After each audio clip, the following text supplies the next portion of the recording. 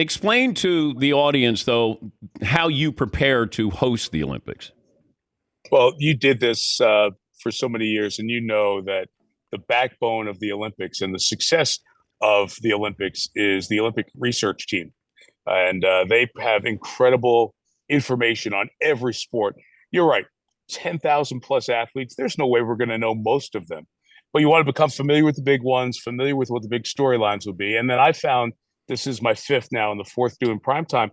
The best way to do it is know where to access the information at each time. I'm not going to be ready for an event 15 days from now. I have an idea of what's coming down the road, but on a every couple of day basis, you kind of bite it off in chunks and you get involved in what's going on at the moment. So for now, it's the opening ceremony. When that gets done, already turned our attention to Saturday and what's going to be happening during the daytime and in prime time, and just kind of keep that cycle going. It's a lot like Groundhog Day. It's the same deal over and over for 2.5 weeks. You get up at the same time, you work out at the same time, you eat the same thing at the same time, but it's fun. You feel like everybody's in the marathon with you, and that's the cool part of it for, I think, all of us. And like 4 years ago, you don't prepare for Simone Biles, deciding she's not going to compete or she can't compete. You're waiting for the coronation of Simone Biles. And I think that, like Katie Ledecky, you're expecting, her to be decorated, honored.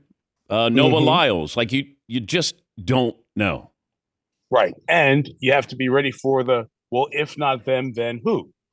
There's going to be a great race on Saturday in the women's 400 with Katie Ledecky, Summer McIntosh, who's a star from Canada, who's a swimmer that'll probably win multiple medals at these games, and Ariane Titmus from Australia. And there's a big Australia-USA swimming rivalry that jumps right in the pool on that first night. So you're prepared for that, knowing that the story is Katie and she could make history, 400, 800, 1,500 relays, wherever she's involved because of her medal count. But I think we learned that and saw that firsthand with Simone Biles that you pointed out last year. You never know when an athlete, big name, big stage, big moment, and it doesn't happen for them. So one, it's why, and two, it's who else, because Suni Lee had her Olympic moment. She won the all-around for the women and is an Olympic champion for life. That was what happened when Simone didn't win. And now Suni Lee's back, so she's going for a second consecutive Olympic gold medal. So hey, that's why we do this, right? We love that we don't know at the end the couple's going to live happily ever after, or they're going to catch the bad guy. We don't know.